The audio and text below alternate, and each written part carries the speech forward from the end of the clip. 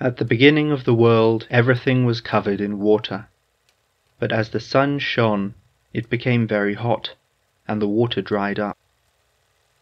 At that time there were no people. All the animals were people. Coyote was wandering in the hot, dry land when he saw a figure from far off. As he came closer, he realized it was a beautiful woman with a rabbit's tail. She was holding a water jug. "Come here and you can have some water," she said. So Coyote followed her. But when he reached the spot, she had gone on further. "Come this way now and you may have some water," she told him. He went that way, but again she had gone on. "Now come here," she said. Coyote was very thirsty, so he followed the woman a third time. Then he found himself on the shores of the biggest lake he had ever seen. He tried to drink some, but it was too salty. The woman began swimming across the water on her back. "Come lie on me, and I will carry you across," she said to him. Coyote lay on her stomach, but then he fell into the deep water. He quickly turned himself into a water skater, so he could cross the lake. The woman lived on an island in the lake with her mother. When her mother saw Coyote, she said, "Where did you get him?" Coyote began greedily drinking the water from the jug. In the corner of the house were a bow and arrow. "Take these and hunt us something," the woman said. Coyote went out and hunted some ducks. He brought them back to the house, and they cooked and ate them. That night Coyote slept with the woman. In the morning she gave birth to many children, and she placed them in the water jug. "Take your children in this jug and go," the woman said to him. "When they say they are thirsty, open the top a little and give them some water, but not too much, or they will escape." Coyote took the jug and went out into the wilderness. Soon he heard the children shouting, "Water, water, we're thirsty!" Coyote opened the cap on the jug, but it was too open. Handsome men and beautiful women leapt out of the water jug and ran away. They became all the tribes and spread across the Great Basin. This is the story of the origin of people.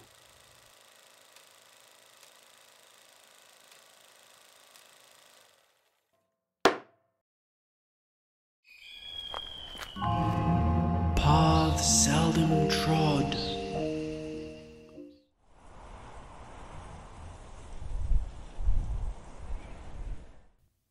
The Great Basin is a series of overlapping watersheds in the western half of the North American continent. It is known for its arid deserts, mountains, and the Numic-speaking peoples who inhabit the territory. The different Native American tribes in the area share a common language heritage. Many of their myths are similar, and their pre-conquest way of life, generally as semi-nomadic hunter-gatherers, set them apart from the tribes of the Great Plains to the east. Although pottery was uncommon, many women practiced the skill of weaving watertight basket jugs. Like many people living in dry regions, water had an important symbolic role. The Paiute may have been named water people, because they settled springs and lakes in the desert. Caves filled with fresh water were said to be inhabited by water babies, dangerous trickster spirits who had to be navigated before the source was accessed. Water was often used by shamans during healing rituals. Some tribes believed very powerful shamans could swim down into the depths of springs and travel underneath the desert before reappearing in another spring far away. In the 19th century, as the Mormons arrived, they settled at many of the water sources Native Americans had been using for centuries. When missionaries began preaching and told people they must be baptized to enter a new life, the claim must have made a lot of sense to many of the Great Basin tribes who had long understood the potent transformative power of water. In the 1930s, the anthropologist Julian Stewart traveled across the Great Basin, speaking to tribal elders and recording their myths. Across the many different settlements he visited, Stewart realized that in some cases the same stories kept coming up. One of them he called the myth of the origin of people, which tells how Coyote and a woman with a water jug created the tribes of the Great Basin. Water is a recurring positive and negative element in the tale. Some versions of the story start by saying that at the beginning of the world, everything was covered in water. Water is something formless and inhospitable. But it is also something fragile that is soon evaporated by the desert sun. Now water is connected to desire. Coyote's desire for the contents of the basket jug and the beautiful woman seem to overlap. Her control of water allows her to manipulate Coyote. But it's not long before danger reappears. Coyote cannot swim and risks sinking into the depths of the lake. To avoid drowning, he skims across the surface. Soon after his thirst is satisfied, the empty water jug begins to fill with Coyote's children. It has become a kind of watery womb. When they have become adults, the offspring leap out of the jug, proclaiming their own desires. We're thirsty. Water is a place of creation and destruction, of life and death. It's synonymous with fear and desire. The characters' lives are defined by their interactions with it. The stories of the Western Shoshoni emphasize the full integration of the spiritual and physical world. Sacred water is not something that is talked about abstractly at church, only to go home and turn on a tap to use a utility. People and sacred things are intimately bound up with the physical natural world. Sources of fresh water are sacred, potent, and thirst-quenching.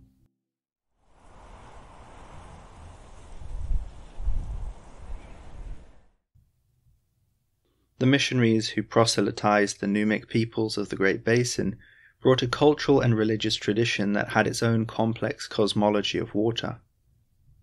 For the ancient Israelites, Tehom, the deep, was the ocean that covered the earth before creation.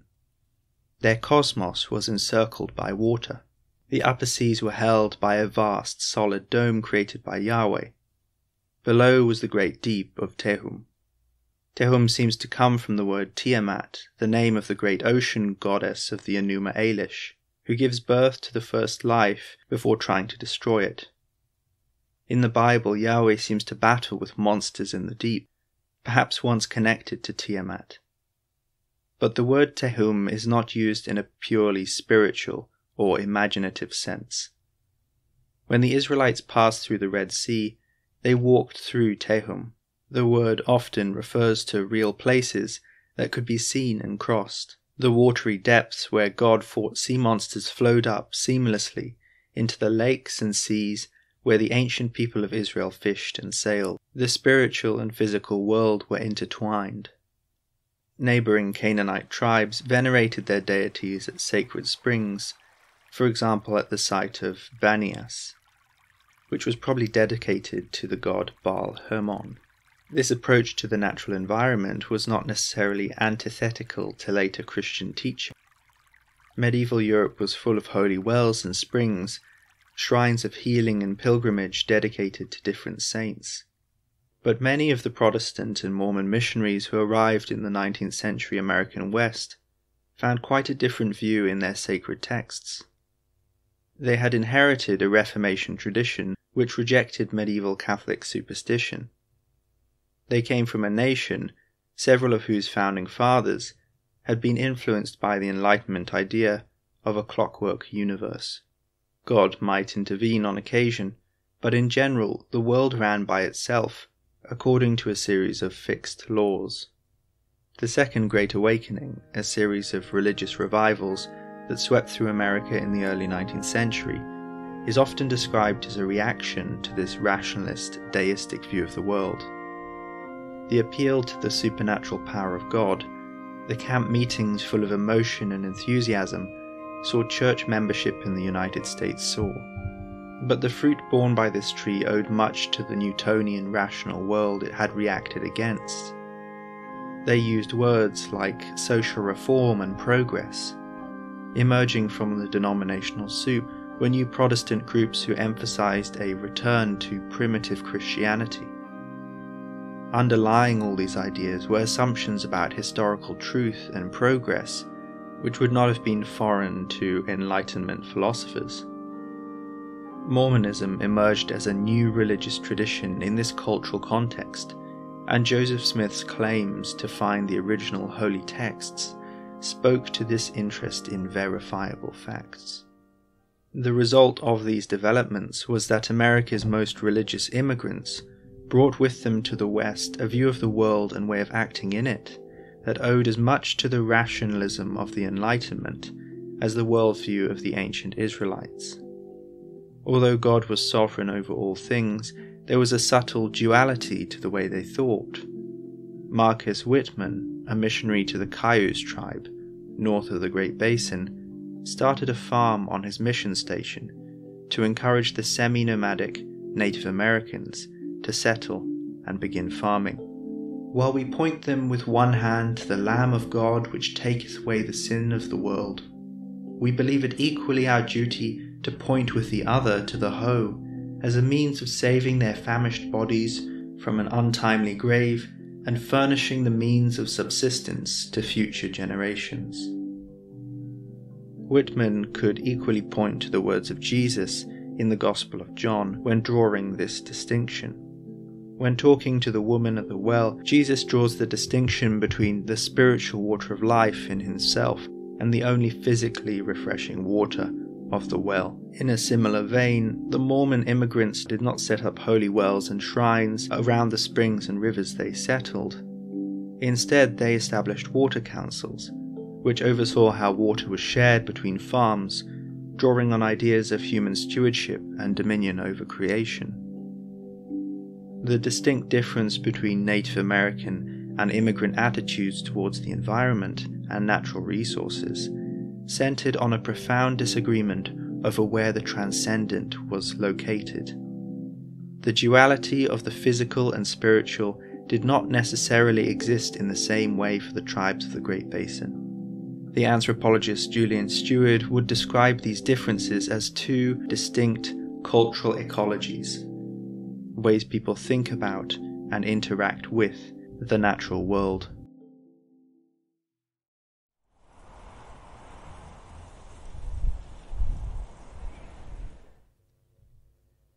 In the southern tip of the Great Basin watershed, near Death Valley National Park, is Devil's Hole, a fissure in limestone rock which opens a window onto the water table.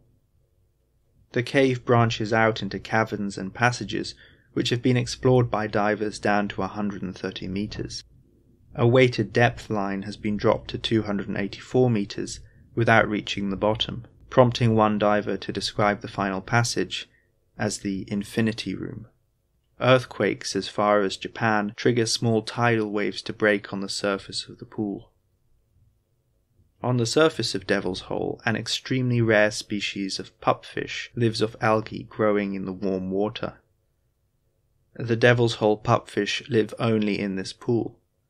Whether they got there by ancient floods or now dry underground rivers is still debated.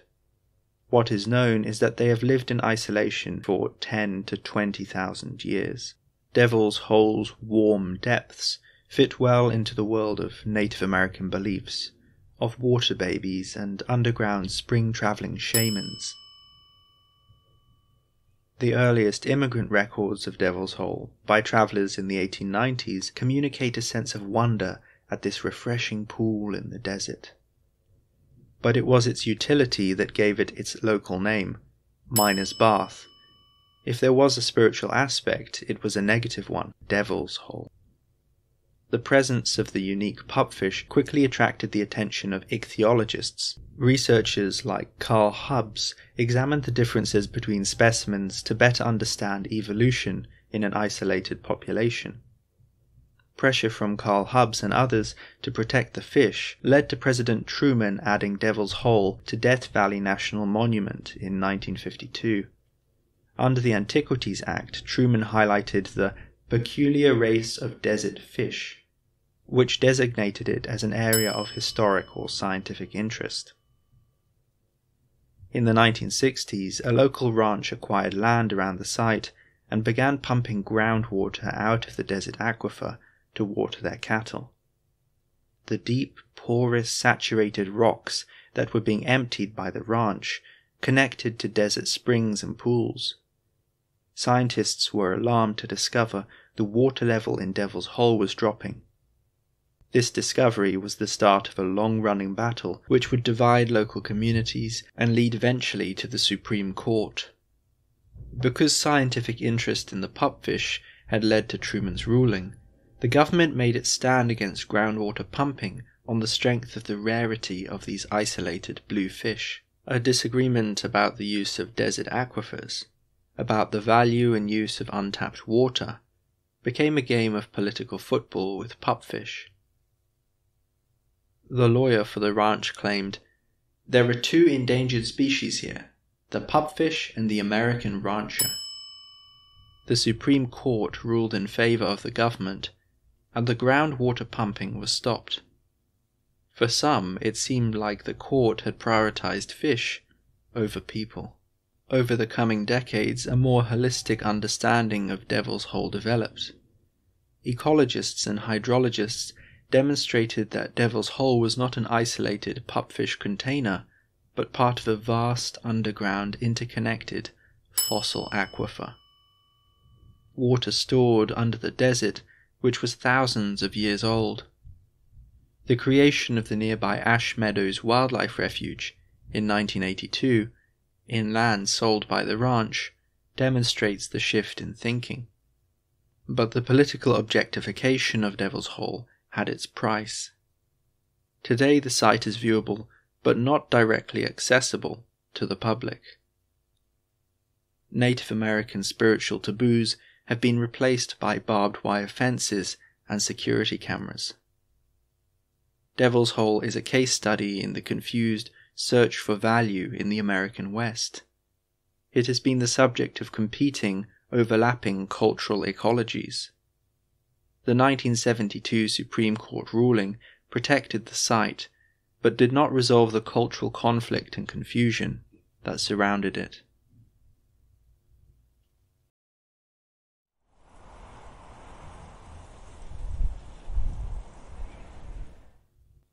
Following on from the anthropologist Julian Stewart, Basin developed the idea of cultural ecology into something he described as an ecology of mind. For Basin, individuals, society, and environment were connected through a series of mutually dependent systems and feedback loops. The connections between these three spheres created what Basin called the mind.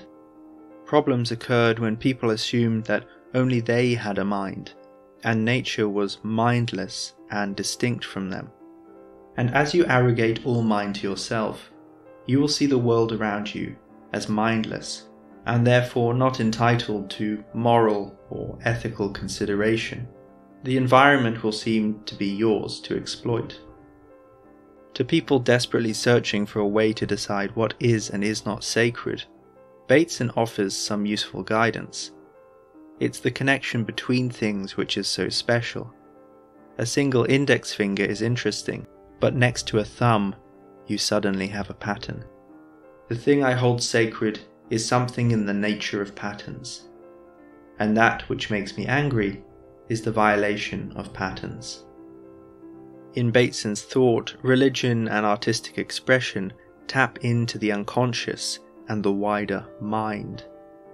They are as important to us in understanding and acting well as science and technology. 3 hours drive south of Devil's Hole, in modern-day California, the Cadiz Ranch has been quietly buying up desert land. 9 wells tap into a fossil aquifer which supports a man-made oasis of lemon trees and hemp.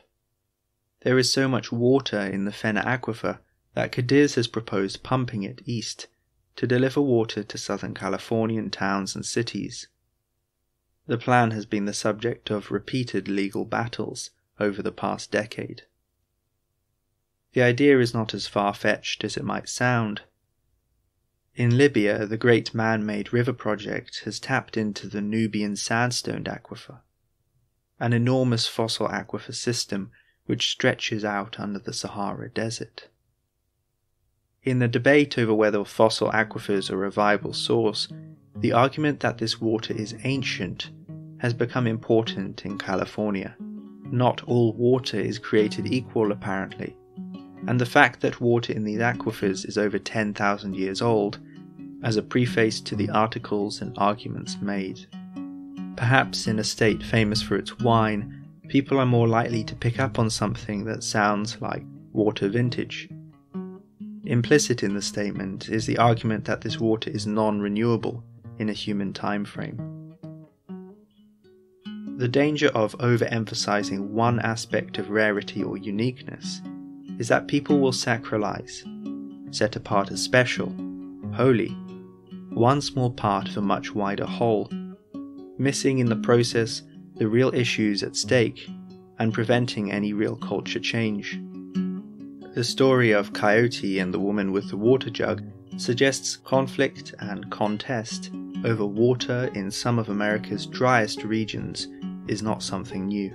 The pre-immigrant Great Basin was not an idyllic fantasy. But the Native Americans who inhabited the area understood themselves as part of a sacred wider whole. It's worth asking whether adopting a little of this perspective, by people on all sides, will help create a better managed, more fully integrated world.